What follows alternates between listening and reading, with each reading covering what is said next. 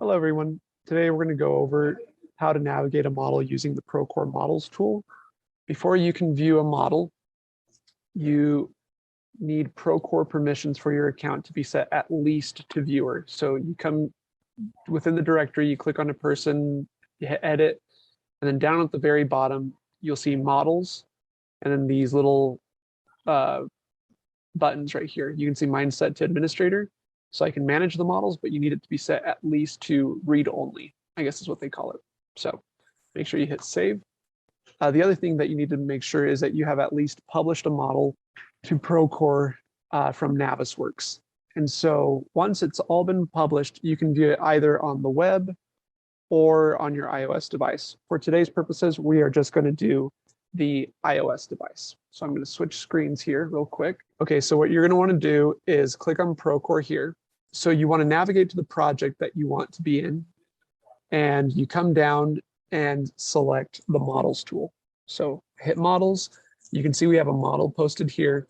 You want to make sure you are synchronized to the latest version of this model whenever you view it, whenever possible. So at the top right corner, there's an orange button. It says sync. I'm going to hit that. It goes ahead and looks for updates. It looks like we have the latest stuff. So let's hit download. Okay, it's done downloading. Let's open it up. Okay, so here's our model. The easiest way to navigate around a model in Procore is to actually use the drawings. So up in the top left corner, you'll see that there is a mini map of the drawing that I've tied to this model. So I'm going to go ahead, I'm going to tap that map right there, and it makes it a little bit bigger.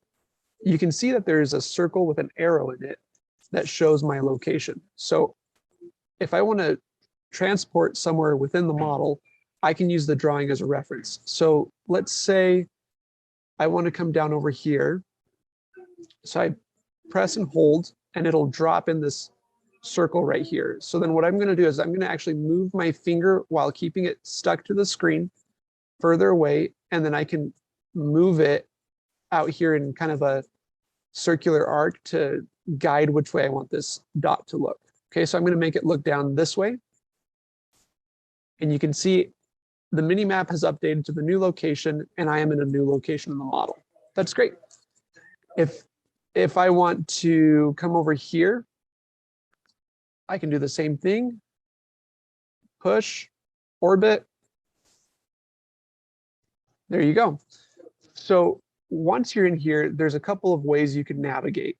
One, if you just kind of want to look around, you can use your finger the same way that you do with most things on an iOS device and just drag around and orbit.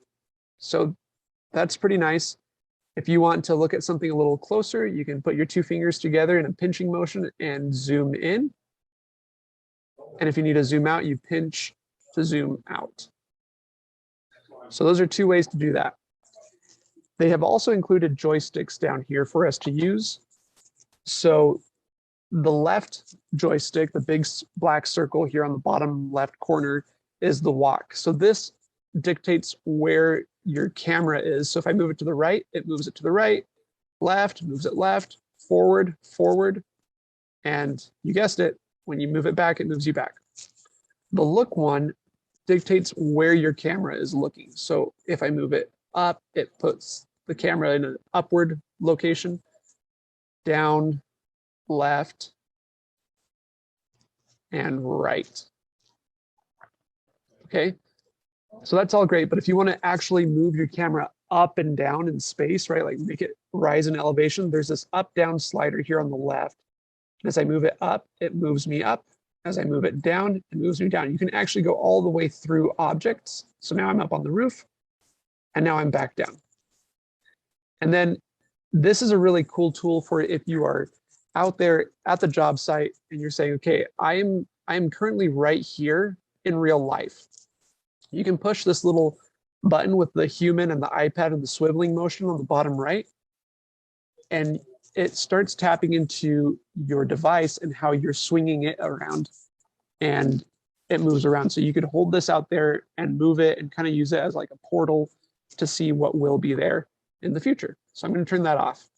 So that's how you navigate around. So let's kind of combine these things together. So I want to walk around. but I also want to look around. So I'm going to move forward here. And if I move my look tool to the left or to the right, you can see it starts spinning me. So think of it like a bicycle, right? I'm moving it forward and then I'm just moving my look tool to the left and to the right. So then I can come down here and check more stuff out. I can also move down because now I'm too high up. And if I want to move left, I can also move my look tool left. And if I have both of them kind of pointing at each other, I start orbiting. So with these two, for those of you who are familiar with video games, it's pretty similar to those controllers, and it should let you navigate around the model pretty seamlessly.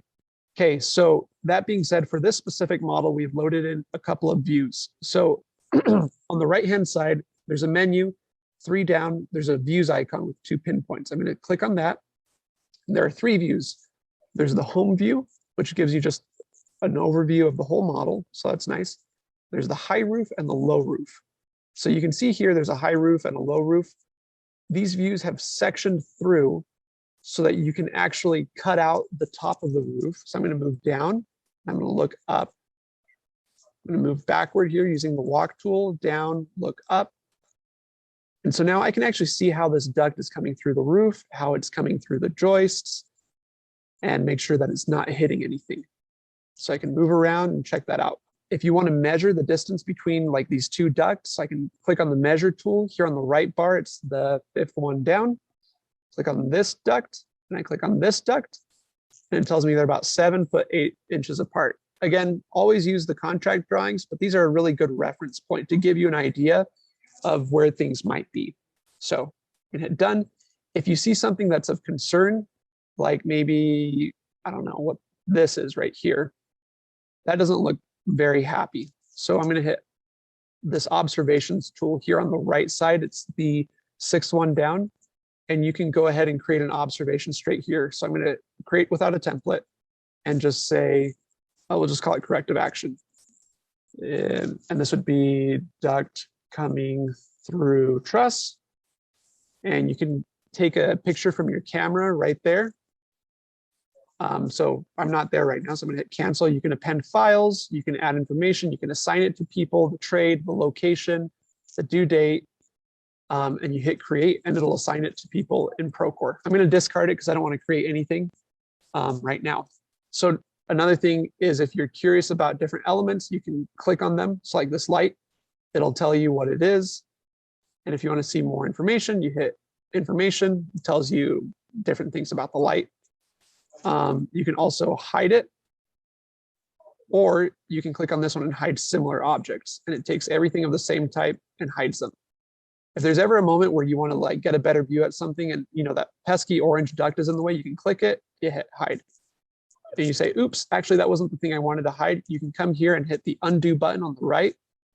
So it's the 2nd one down, hit undo, and it unhides it. It also removes the sectioning, so you need to keep that in mind.